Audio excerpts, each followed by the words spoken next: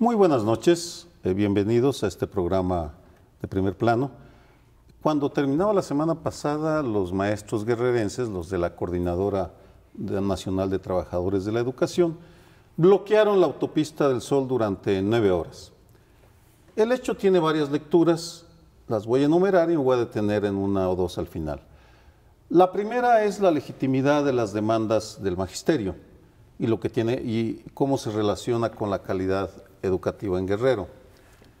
Segundo, la pasividad del gobierno federal, porque después de todo es una autopista de comunicación entre estados. Luego, la fragilidad, debilidad del gobierno del estado guerrerense, que se dio pues absolutamente en todo lo que le pedían los maestros. Pero yo me quisiera detener en algo que ha recibido menos atención. El desamparo en el cual estuvieron los miles de automovilistas varados en la carretera durante 9 horas.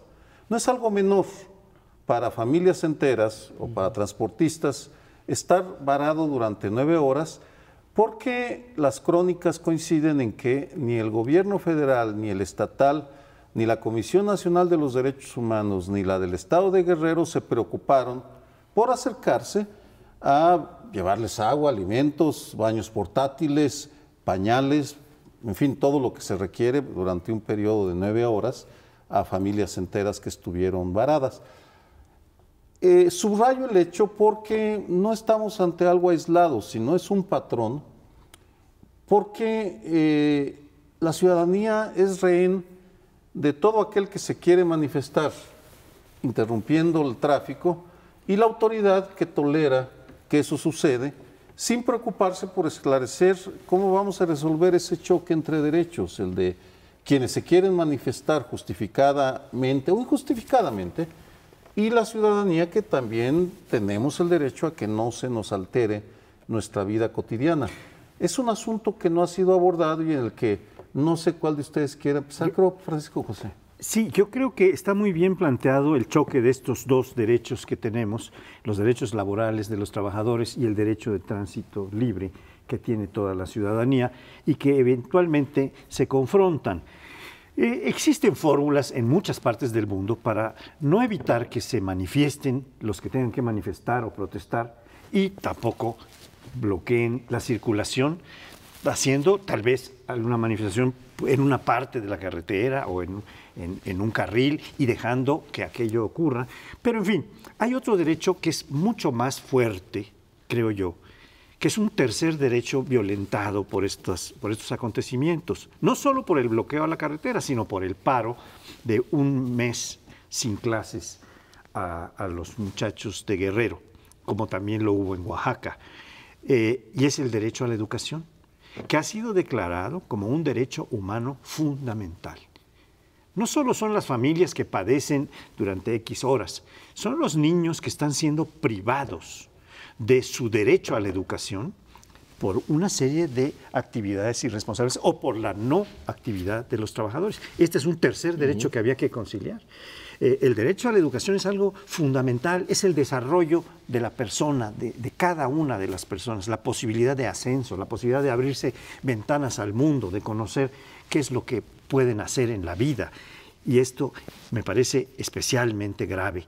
Y se había dicho originalmente por el gobernador de Guerrero que iban a retener los pagos de los salarios de los maestros que se fueron ilegalmente al paro.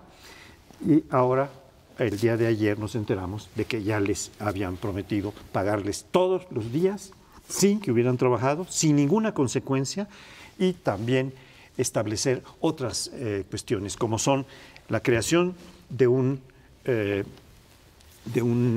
centro de evaluación local del Estado de Guerrero que va a manejar el CENTE o la CENTE y que contraviene lo que dice la reforma educativa. Eso lo veremos después. Bueno, pues aquí hay que explicarse y explicarnos. Yo realmente no lo entiendo del todo. Como ciudadano normal, común y corriente, ¿cuál es el reclamo de los maestros para haber afectado estos dos derechos?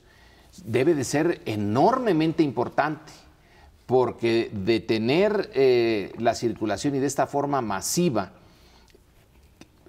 la resultante de esto para ellos es muy positiva. Se les arregló el asunto de inmediato, como por milagro. Pagaron su dinero y se arreglaron, y entonces ya volvieron a dejar abierta la carretera. Pero nosotros, como ciudadanos normales, mondos y lirondos, ¿qué es lo que estaban reclamando con tanta insistencia? ¿Por qué se puede coartar estos dos derechos y decir, no, el nuestro es superior? Es todavía mucho más importante que el derecho a la educación o que el derecho a la circulación. ¿Cuál es la litis? ¿En dónde están siendo agraviados de tal manera que justifique esta, pues, Dios santo, este desastre? Si no encontramos una justificación adecuada, entonces lo que va a seguir ocurriendo es el desprestigio de las organizaciones de profesores. Hay quien dice la izquierda no puede criticarlos, es una crítica de la derecha, una crítica en contra de los derechos laborales, pero creo que en este caso sí se puede, incluso desde la izquierda, pedir cuentas por qué lo hicieron y que tengan la conciencia de que esto les está costando políticamente. Muchos ya están, el CENTE está desprestigiado. Bueno, y la CENTE por ahí va con este tipo de acciones. Lo que pasa es que estás hablando de la legitimidad del movimiento y de las causas que llevan a que paren eventualmente la carretera durante 9 horas o que hagan un paro de labores durante un mes, cerca de un mes. Una parte de la izquierda está con los maestros, no toda la izquierda, pero una parte sí cree que la reforma educativa es negativa, que va a generar efectos nocivos, que se va a privatizar la educación. No sé de dónde sacan eso, pero insisten en que se está buscando privatizar la educación, cuando muchos dicen, no, al contrario, es el Estado el que está recuperando la rectoría de la educación frente a la privatización que hicieron las cúpulas sindicales, en todo caso, ¿no? Pero serían dos cosas distintas. Uno, la legitimidad del movimiento, que siempre se presta, en todo caso, a controversia y opiniones, ¿no? Para unos, para ellos mismos su causa es legítima, desde luego, para quienes hacen estos movimientos, y desde afuera habrá quienes los apoyen y quienes no. Pero el otro punto sería, en todo caso, que por muy legítima que sea tu causa, eso no justifica que violentes la ley y, por lo tanto, derechos de terceros, sean los estudiantes, y en este caso más claramente porque estás violentando la ley al interrumpir el tránsito de una carretera. Al bloquear una carretera es ilegal, está penado. Lo cual llevaría a la justificación del uso de la fuerza para impedir que se haga. Cuando alguien viola la ley, el Estado está obligado, ya sea el gobierno local o el federal, dependiendo de las circunstancias, a intervenir para que no se viole la ley, para quienes están violando la ley no lo hagan y eventualmente aplicar sanciones o no, pero por lo pronto intervenir para que no estén violentando la ley y por lo tanto derechos de terceros. Si no se hace en México, frecuentemente o casi nunca se hace, en los últimos tiempos, es porque en México no sabemos cómo aplicar la ley de manera legítima sin violentar los derechos humanos. Cada vez que intervienen las policías hay violaciones a derechos humanos, hay exceso en el uso de la fuerza, hay golpeados, a veces incluso muertos. Y entonces los gobiernos ya no le entran en eso porque van a ser acusados de represores y demás. Pero hay un punto intermedio que no acabamos de sacar adelante nosotros, de saber cómo lo hacemos, que es aplicar la ley de manera legítima cuando alguien está violando la ley, sin que violes los derechos humanos de quienes se están manifestando. A ver, tengo un cierto reparo a lo que dice José Antonio, porque en algunas circunstancias históricas la violación de la ley se necesita, es algo inevitable. Pensemos en Gandhi, pensemos en su demanda de la independencia de la India, y cómo diablos no voy a hacer lo de la sal, fabricar yo mi propia sal, aunque sea contrario a la ley. Entonces ahí sí se viola la ley, sí, porque no hay duda. Lo que pasa es que estás hablando, y con toda razón, de un conflicto que puede haber y suele ocurrir entre legitimidad y legalidad. Si un movimiento de pronto dice, aquí tenemos que violentar una ley que nos parece injusta, etcétera, inadecuada, ok, pero asume las consecuencias. Gandhi asumió las consecuencias de que el Estado está obligado a hacer valer la ley. Entonces, si tú, con toda la legitimidad del mundo, que eso se mide dependiendo del apoyo que puedas tener o no, Es decir, ¿tú crees que es legítimo violentar una ley, hacer una marcha y hacer sal? ¿No? Ok, pero el Estado está obligado a aplicar la ley. Y entonces quien se manifiesta rompiendo la ley sabe que eventualmente tiene que enfrentar la cárcel, ¿no? Gandhi enfrentó la cárcel y mandó a que fueran reprimidos a miles de sus seguidores, que sin embargo no podían recurrir a la violencia. Esa era la distinción. Mencionabas, José Antonio, un concepto bien interesante. Decías, las cúpulas sindicales privatizaron la educación. Lo que me parece es una cierta innovación muy pertinente en México, porque la privatización de los espacios públicos es una manía que tienen o tenemos quienes protestan y quienes deberían hacer que se respete la ley. Y los empresarios, y vamos, no hay distingos ni reparos a la privatización de los espacios públicos. Hace unas semanas hablábamos aquí mismo de cómo un espacio dedicado a un parque en Coyoacán fue cedido por la CEDUBI a un empresario para construir torres y que le pidió una mordida al delegado Mauricio Toledo. Pero si uno revisa, la Policía Federal durante años privatizó un carril del periférico para estacionar sus patrullas.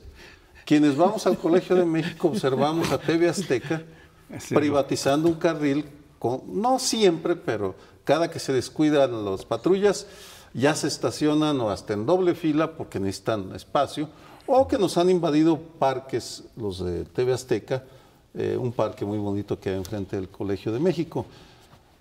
Y todo vecino que se inconforma con la maestra Petrita que pellizca a los niños, ocupan la calle porque no hay canales, parece, de intercomunicación. El resultado es que los maestros de Guerrero se lanzan a ocupar 9 horas una autopista sabiendo que es parte de la normalidad de la negociación. Y los afectados, pues que se frieguen, que se las arreglen como puedan. A mí me gustaría hacer 2 comentarios en relación con este contrapunteo o estas precisiones que se están haciendo sobre los derechos. Uno es que se puede hacer uso de la violencia con la tecnología que tenemos ahora sin afectar la salud, sin afectar la vida de las personas. Porque hoy en día, con las capacidades que se han desarrollado tecnológicamente, se puede disolver una manifestación sin hacer uso de gran violencia, se puede abrir un paso de uno de los carriles, dejando a los otros para que manifiesten y no dañando tan severamente. Es decir, se pueden conciliar los derechos. Pero también hay una manera jurídica que está planteada por un gran defensor de los derechos humanos, que es Robert Alexy, un jurista, que dice que cuando chocan 2 derechos fundamentales o 2 derechos importantes humanos, se tiene que someter esto al juez para que el juez encuentre una fórmula de conciliar o de decir, este derecho es prevalente sobre este y lo pueden ejercer de esta manera. Entonces hay una forma civilizada, jurídica, de conciliarlos. De conciliar esto, no solo por la vía de los hechos, de una violencia bien aplicada, sin necesidad de dañar la salud o la vida de las personas, y también jurídicamente.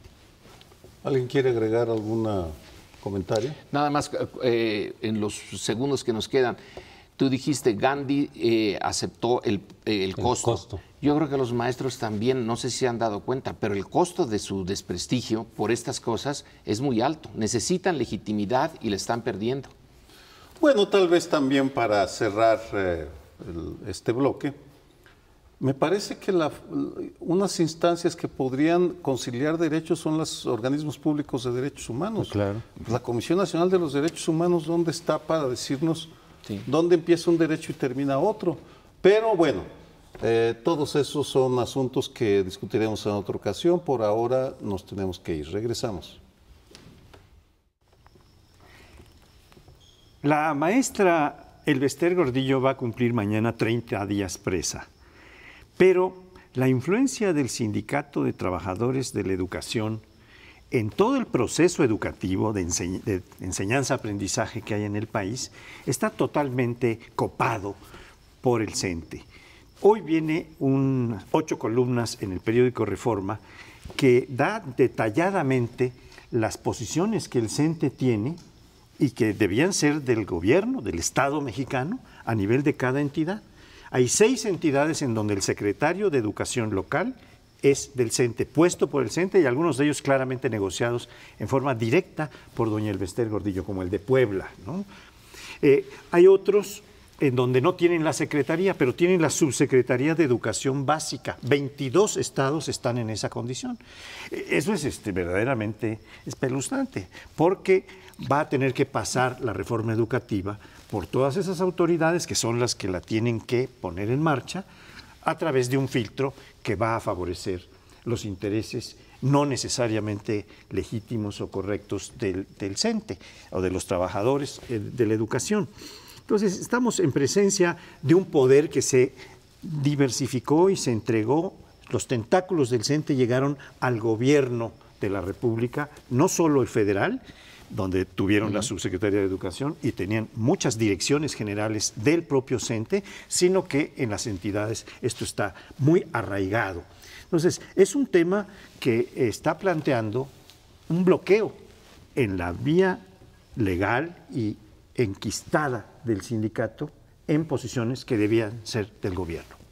Sí, por favor. Es que la reforma, aunque ya se aprobó, desde luego que tiene que empezar a verse sus efectos. Es decir, la reforma está ahí están las directrices, el rumbo, etcétera, las ideas básicas de recuperar la rectoría del Estado, pero tiene que verse en sus efectos, y entre esos tendría que ser eso, de que el sindicato poco a poco se le vaya regresando a sus funciones fundamentales, que no eran ser parte del gobierno, ni de aplicar, digamos, toda la parte administrativa, y ahora será también la nueva parte legal y pedagógica desde el gobierno, sino pues protegiendo las condiciones de los maestros y de los trabajadores. Entonces, por un lado, falta que la reforma dé de sí, pero por otro lado estamos viendo, vinculándolo con el segmento anterior, con las resistencias que hay contra la reforma y la posibilidad que tienen, en todo caso, por lo pronto ya los profesores de Guerrero y los de Oaxaca, de que a nivel local se neutralice la reforma aprobada a nivel nacional o federal.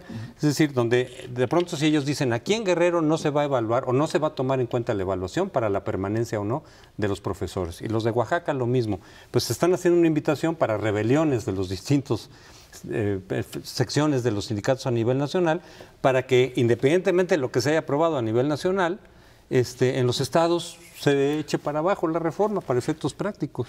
O sea, que se les puede hacer bolas el engrudo, sí, porque el objetivo inicial lo consiguieron de manera espléndida, hay que aceptarlo. No soy fan del gobierno de Peña Nieto, pero acepto que se trabajó muy bien, mostraron oficio los priistas, llegaron y haciendo lumbre, sacan a Elba Ester, queda la fotografía de ella tras las rejas y el golpe mediático es magnífico. Ahora, ya en la parte de la letra pequeñita, por ejemplo, en eso de ver en qué estados está el secretario de Educación como un cuadro del CENTE o los subsecretarios, eso a lo mejor no le interesa ya al gobierno. Es una pregunta, no digo que así vaya a ser, pero existe la posibilidad de que lo que interesaba era dar el golpe mediático y digamos, educar a la clase política diciéndole, aquí el único que golpea la mesa soy yo y ustedes, cuidado. Ya lo consiguieron. Van a echarse el verdadero trabajo de ir desmontando todos estos posiciones tomadas por el CENTE, que viene de mucho tiempo atrás. Esto no es nada más el gobierno de Calderón, también Fox y antes de Fox. La manera de comprar la paz con ese poderosísimo sindicato era darle posiciones. El PRI lo hizo, ahí está el origen. Entonces, ¿él lo va a desmontar o nos vamos a quedar nada más con la parte mediática? ¿Tú qué opinas, Sergio? Mira, no sé si recuerdan un famoso ilusionista, David Copperfield. ¿Cómo no? que hace desaparecer automóviles, elefantes, aviones, casas, edificios. Me preguntaba si los priistas enseñaron a Copperfield el arte del ilusionismo, porque realmente esa es una escuela genéticamente priista. El arte de lanzar mensajes sin tocar el fondo del problema. Jorge Díaz Serrano. Es un gatopardismo, ¿no? Es un gatopardismo muy refinado y muy modernizado al siglo XXI o al siglo XX. Jorge Díaz Serrano estuvo en la cárcel acusado de corrupción, pero de ninguna manera se atacó de fondo la corrupción de Petróleos Mexicanos, ni la del sindicato. Se dejaron intactas. Ahora estamos ante un hecho la detención del Bester Gordillo, que posiblemente saldrá libre cuando pueda demostrar, cuando sepamos cuántos años tiene, porque no sabemos si tiene 70 ya o los va a cumplir. Si ya los tiene, posiblemente salga libre pronto, amparándose en una ley. Pero, en todo caso, aquí es un enigma saber cuál va a ser la voluntad ya no solo del gobierno federal, sino de los gobiernos locales. Sí. Porque el Distrito Federal está en manos de gente del Bester. El sistema educativo del Distrito Federal está en manos desde siempre.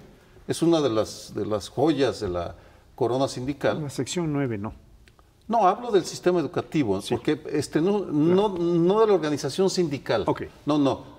Tú te referiste, reforma se refiere a los secretarios de educación. Sí. El equivalente aquí tiene otro nombre, pero es el que controla la educación básica. Lo mismo de Guerrero, ya dobló las manos y es perredista.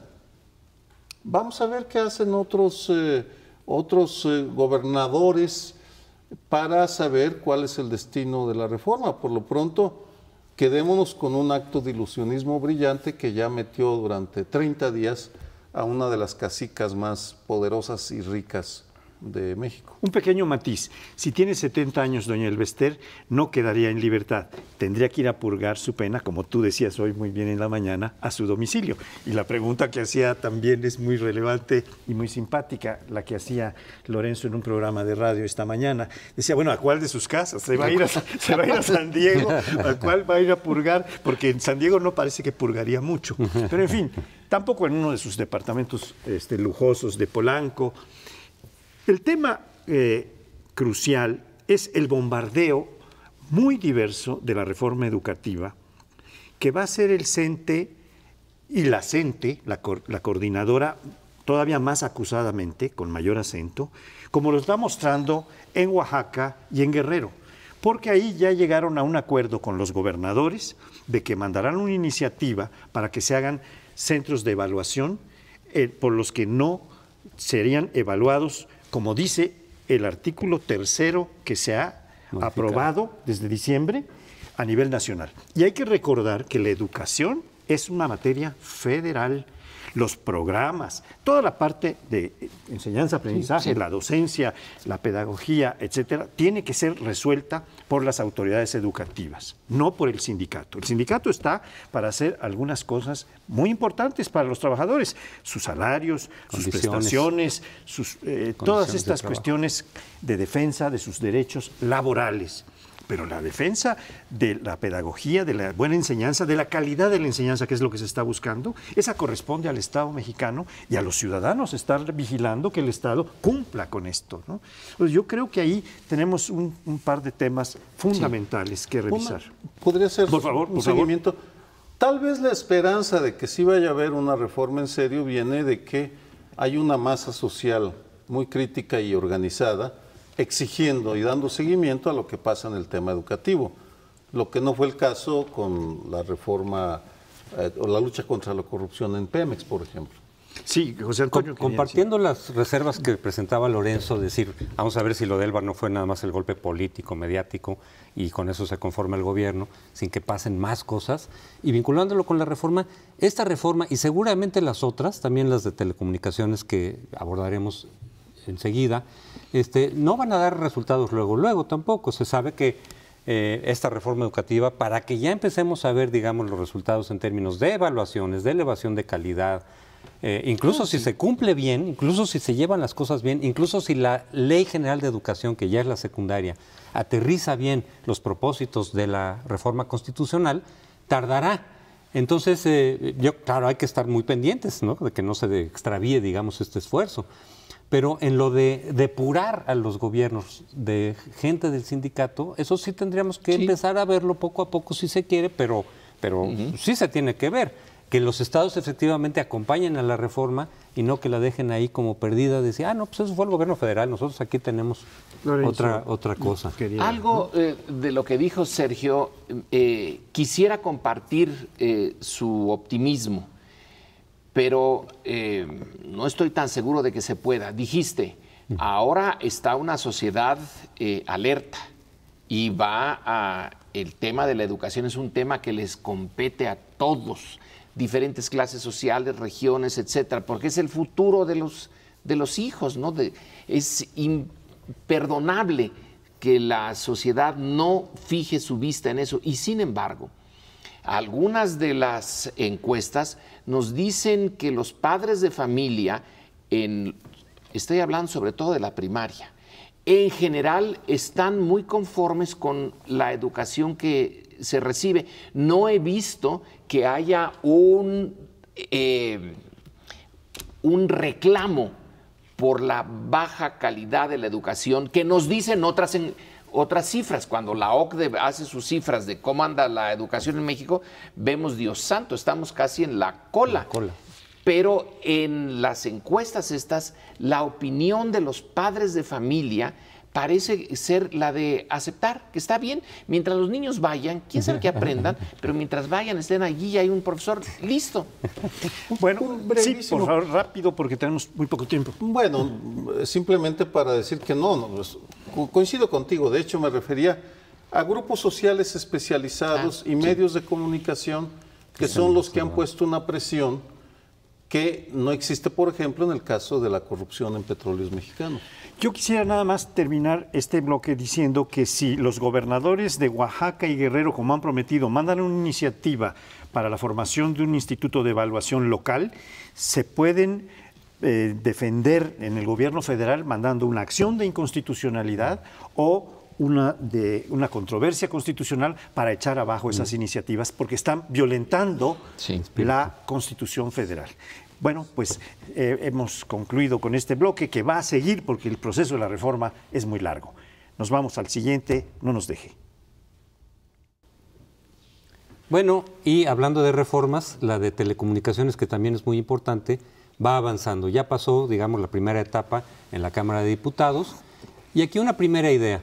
Se ha dicho por parte de quienes se han opuesto al pacto y de varios observadores y analistas que el pacto podría estar sustituyendo lo que tendría que ser una actividad legislativa normal con las oposiciones, las corrientes, los diferentes puntos de vista, porque de pronto pues, aparece una especie de camarilla en el pacto, donde están las dirigencias de los partidos y el gobierno, desde luego, y entonces dicen, pues están sustituyendo al Congreso, porque de cada partido se lanza la instrucción de que apoyen la reforma tal y como va. Bueno, eso no está ocurriendo, porque en realidad ya lo vimos ahora con esta en particular, que en la Cámara de Diputados sí hubo reservas por parte de las diferentes bancadas, se discutieron y se atoró, que ese es el punto, se atoró en esa cuestión de que las televisoras tienen que verse obligadas, las comerciales, a dar sus señales a las restringidas de paga, las de Cablevisión, y las de Cablevisión a verse obligadas a transmitir la señal de las abiertas, de las comerciales. Y eso se atoró un poco porque pareciera que el PRI, jugando un poquito con los intereses de Televisa, porque hay que recordar que la telebancada se ha colado básicamente a través del PRI y del Partido Verde, que están en coalición. Entonces ahí hubo como un intento del PRI para decir, bueno, que sea gratuito esto de las obligaciones de ofrecer y de transmitir, pero no con la satelital.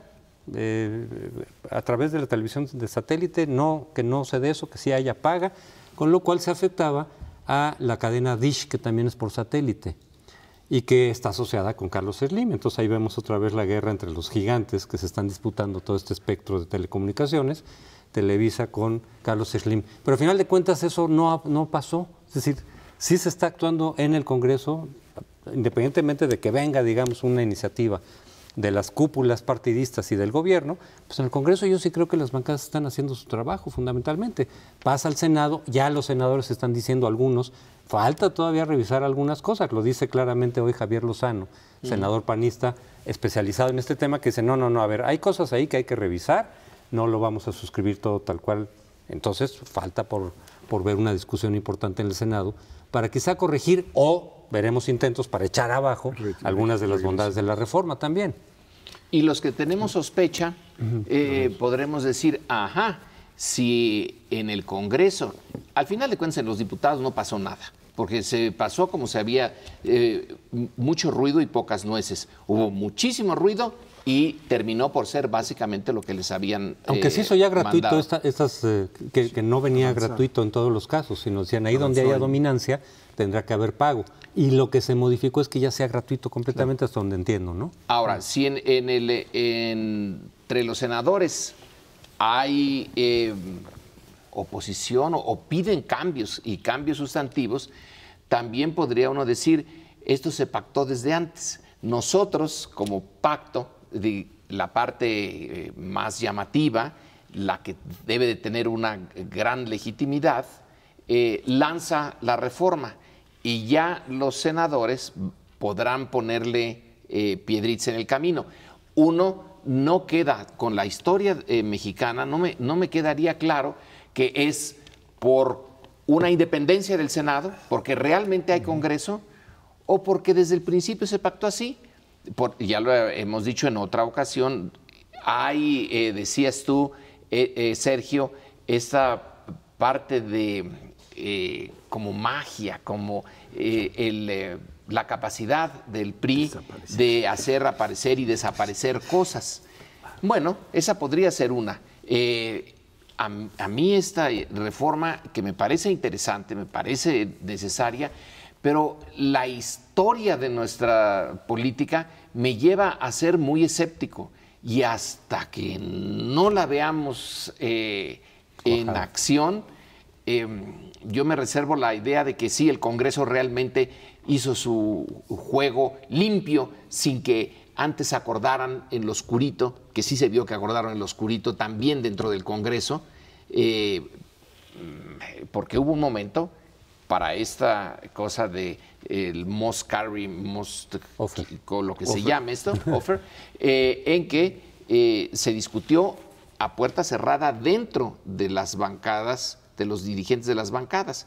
¿Hasta qué punto es el Congreso o sigue siendo unos cuantos que tiran la línea? Sergio. Sí, creo que depende de dónde pongamos el listón con el que midamos es el dictamen, porque evidentemente como transformación profunda, pues no lo es, porque terminarán siendo los mismos repartiéndose el pastel de diferente manera, tal vez con la competencia de algunos más, porque esto no es una reforma, no es un movimiento transformador. Como reforma, yo tengo cierta esperanza y voy a bajar el nivel al grado del consumidor, como consumidor. ¿Por qué estoy entusiasmado? Porque me irrito profundamente con los abusos, por ejemplo, de Telcel, que te impone contratos leoninos, te carga por esto, por aquello, sin darte cuenta, no te retribuye cuando interrumpen el servicio. Y lo mismo Iusacell y Telefónica.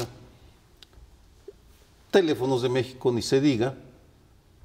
Las televisoras, ¿qué decir? Las cableras, por ejemplo. No sé si se hayan fijado lo viejo de las películas y las series que pasan. Empiezan a pasar una serie, por ejemplo, cualquiera, la interrumpen y empiezan en otro capítulo. Hay un menosprecio permanente al auditorio. Los programas de buen fútbol, los extranjeros, el nivel de los comentaristas, madre mía, deberían darles clases para que aprendieran a no decir sandeces, sino analizar los partidos como debe ser. Porque en la televisión un cronista de deportes, pues no puede repetir como en la radio la pelota se la pasó Chava Reyes al Tubo Gómez o algo así, ¿no? Sino que tiene que ser un análisis diferente para complementar lo que ya está uno viendo. Todos esos abusos, mi esperanza es que con las reformas empiece a haber algo de competencia y lograr, para cerrar esta exabrupto del consumidor insatisfecho, que las cableras o teléfonos de México no entregue las descargas por internet que promete cuando uno le paga algo. Porque te dicen, por ejemplo, que te van a descargar 10 megabytes por segundo y depende de la calidad, que te descargan 2, 3, a veces 10. Todo eso yo espero, desde una óptica muy reformista, muy elemental, que tal vez cambie. No me quedo insatisfecho porque pues estamos lejos de una reforma estructural al tamaño del problema. Pauli. Yo creo que la reforma de telecomunicaciones puede tener algunos ángulos de cambio estructural cuando tocan la competencia para que haya una competencia más eficaz, cuando obliga a que no más del 50%, que ya es mucho. La mayor parte de los países no es así. Tienen un 25%, un 30% máximo, ¿no? En Estados Unidos, en España. Pero bueno, bajarlo del 80 o 90 que tienen algunos monopolios o oligopolios al 50, pues es un avance que puede traer competencia. Abrir 2 nuevas cadenas es una competencia. Sin dejar de tener un pesimismo o un escepticismo justificado de que esto puede ser una reforma light o que la rebajen en el Senado, donde tengo sospechas, como ya planteaba bien José Antonio, que eso puede ocurrir, echar para atrás algunas de las cosas que son adelantos en la ley, o en la ley como la ha aprobado la Cámara de Diputados. Hay algunas cosas que me parece que hay que subrayar, que son ganancias importantes. Por ejemplo, señalar que hay medios públicos y privados. Después hay que tener mucho cuidado con qué viene en la legislación secundaria para que estos medios públicos tengan mayor capacidad, no solo de obtener recursos que no vengan solo del Estado, sino también de los consumidores, que queremos apoyar o que podemos apoyar a una televisión que tenga una programación cultural mucho más ágil y mucho mejor, como la de este canal, por ejemplo. Y tenemos también otros avances en el sistema que va a otorgar las concesiones y poder retirarlas, que sería un instituto, un IFETEL, que depende de qué dientes, ya le está otorgando a algunos la reforma constitucional, pero qué dientes le confirma y le amplía la ley secundaria, sería algo fundamental en lo que hay que tener presente. Entonces ahí podría haber algunos cambios estructurales. El solo hecho de que un IFETEL pueda decirle a alguien, si no cumples con esta programación, te vamos a poder retirar la concesión, esto puede ser muy importante. Sí. Pero falta desarrollar el asunto. Sin ser especialista en el tema, yo he leído varias opiniones de expertos, que no se puede decir que estén en los partidos, que no se puede decir que estén en la línea de Televisa, ni mucho menos, o las televisoras, sino independientes, como la propia Asociación Mexicana de Derecho a la Información, la MEDI, que ha estado impulsando desde hace mucho tiempo una reforma, y que lo que ellos dicen es, sí, podrían faltar muchísimas cosas, impulsar la televisión pública como una televisión de Estado, que llegue a todos lados, que a lo mejor se permita, por ejemplo, esta cuestión de cobrar los espacios para tener más recursos y hacer producciones de más calidad, así sea de tipo cultural, en fin, varias cosas que se podrían hacer, pero básicamente lo que dicen es, sí va por buen camino, sí hay algunos cambios importantes que pueden realmente cambiar las cosas, aunque faltarían por aquí, por allá, pero en principio la reforma se puede dar buenos resultados. Y yo digo, cuando hay objeciones, por ejemplo, de Lozano, de ciertas cuestiones, me parece que puede ser bien adecuado, es decir, efectivamente puede tener errores, puede tener sesgos que habría que corregir. Yo sí creo que hay mucha gente dentro de los partidos que están en contra, por diferentes razones, del pacto, y que por lo tanto el hecho de que se den cambios en el Congreso no es que hayan estado acordados con la gente del pacto, sino más bien están poniéndole piedras y zancadillas. Por ejemplo, una cosa que sí quiero decir, ya nos vamos a ir, pero la propuesta de López Obrador en materia energética era muy parecida a esto. Él dijo que se abra la televisión para Carlos Slim, que se abra la telefonía para las televisoras, porque de todas maneras habrá más competencia, pero ahora desde afuera están diciendo que eso no sirve para nada. Pero en fin, nos tenemos que ir, fue más corto este segmento, Nos falta uno, espérenos al siguiente, por favor. Pues bien, en este cuarto y último bloque vamos a abordar algo que está sucediendo en otras partes de América Latina, pero que sigue faltándonos aquí en México. En estos días se juntaron, simplemente no fue una casualidad, pero está la decisión en Chile de exhumar el cadáver de Pablo Neruda, que se sospecha que lo envenenaron, el régimen de Pinochet. Está el discurso que dio el presidente de El Salvador, Funes, en donde pide perdón a nombre del Estado salvadoreño por un asesinato que él, como presidente, asume la responsabilidad del Estado en un escuadrón de la muerte que mata a un alto dignatario de la Iglesia Católica. Y bueno, con eso están también implicados las muertes de montones de otras personas que no tenían esa jerarquía. Está la conmemoración en la Argentina del golpe militar y las consecuencias. Entre estas está el haber puesto ya en el banquillo de los acusados a estas personas de edad ya avanzada, pero que su responsabilidad es total. Videla en primer lugar, y todo el grupo militar que apoyó esa política, esa brutal política de desaparición de opositores. Y está también el caso de Guatemala, que se nos debe de llegar muy cerca. Ahí tenemos a un antiguo presidente de Guatemala que también es general, y en donde la fuerza del ejército se volcó de una manera terrible en contra de comunidades indígenas que estaban siendo identificadas con la guerrilla y la oposición. Bueno, tenemos entonces esos, por lo menos esos 4 casos, y el punto es que nosotros todavía no hemos logrado ni siquiera acercarnos a este punto. ¿Dónde están los responsables fundamentales de lo que pasó en los años 60 y en los años 70? Nos queda, desde luego, la imagen de Luis Echeverría, que ha sido exonerado, que se le acusó de manera, supongo yo que deliberada, de algo que no se le podía probar, eso de genocidio, y sin embargo se le deja libre en otros de sus crímenes. No nos hemos puesto al día en exigir cuentas a los responsables de estos crímenes en México, cuando el resto de América Latina sí lo ha hecho. Mientras no lo hagamos, no vamos por el camino de reconciliarnos con nuestro pasado. Y esto es lo que pongo a discusión aquí en esta mesa. Mira, creo que la sociedad mexicana sí ha hecho la tarea y el gobierno mexicano sí ha pedido perdón. Voy a dar 2 ejemplos, o varios ejemplos podría dar.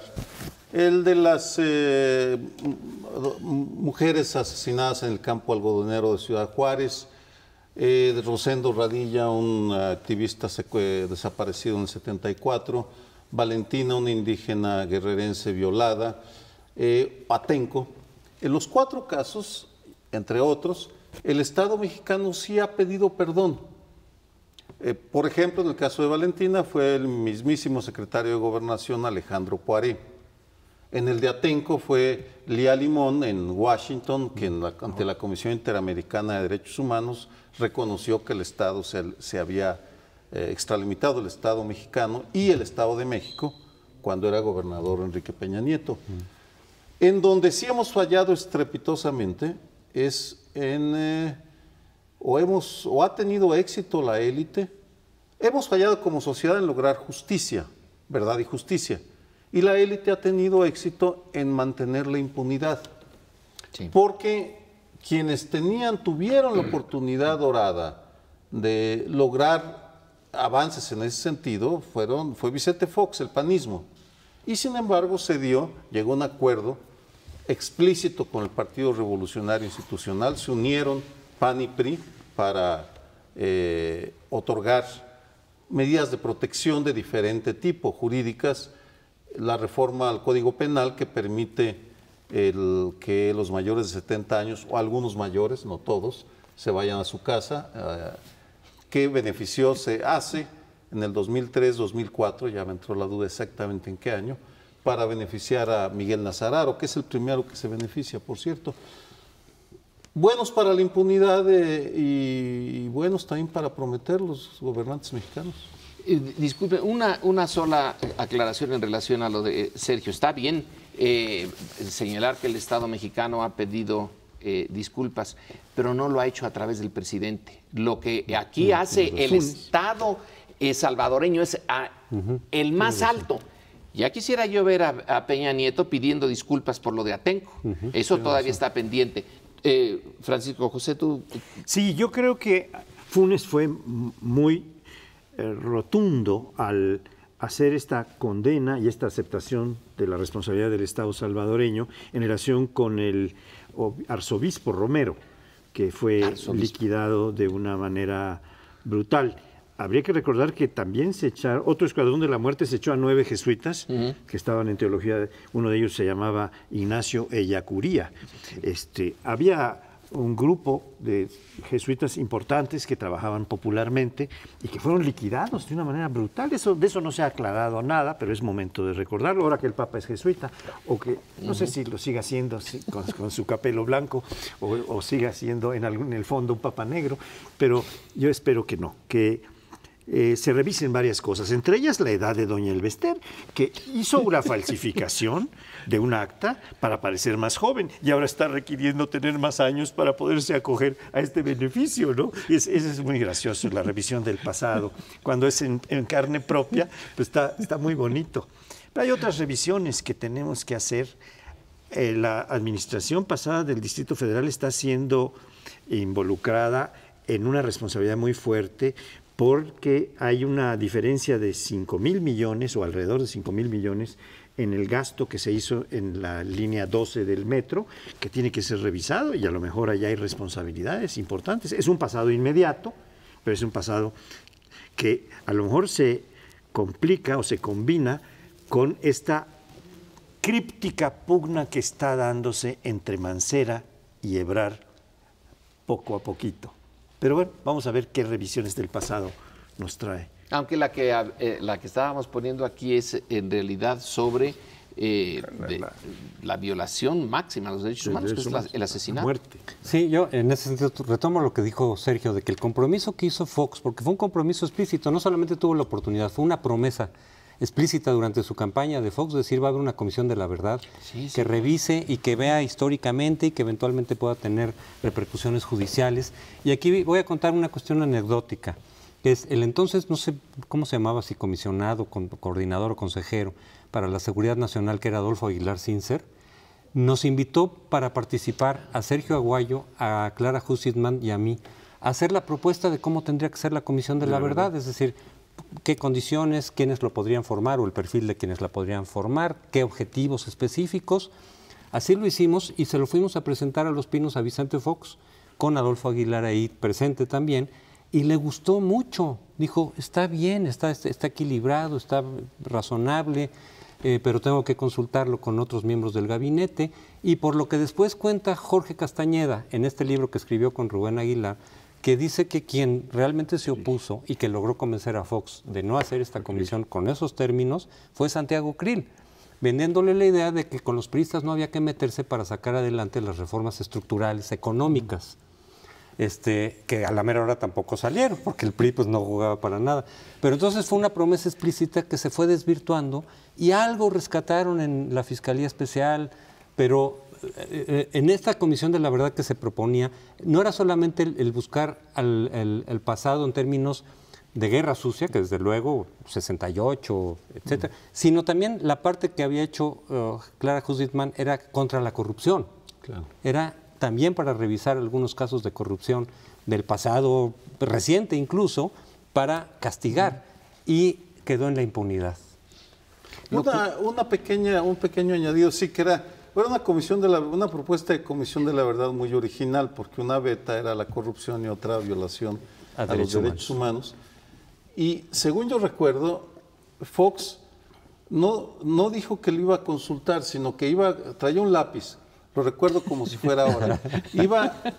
Adolfo iba leyendo los párrafos y le iba diciendo, bien, maravilloso. No me acuerdo si era como vendedor de Coca-Cola que era. Muy bien, muy bien. Chequeo, ¿no? Y cuando termina la lectura dice, perfecto, en una semana está funcionando. Eso es lo que yo recuerdo. Puede ser que tú tengas razón. Cuando dijo que iba a consultar a otros miembros del gabinete. Pues los consultó y ya nunca volvimos a ser requeridos. Y la justificación para esto, la justificación de Krill, es que no era suficiente la Comisión de la Verdad. Tenía que venir una que tuviera todo el poder de la justicia, toda la magnífica justicia mexicana para que a los culpables se les siguiera acción penal. La Comisión de la Verdad no estaba para eso. Y la verdad es que nos quedamos sin lo uno y sin lo otro. Con esto de la justicia nos jugaron muy chueco y nos dejaron realmente sin ninguna verdad. Pero bueno, nos tenemos que ir y los esperamos la semana entrante. Buenas noches.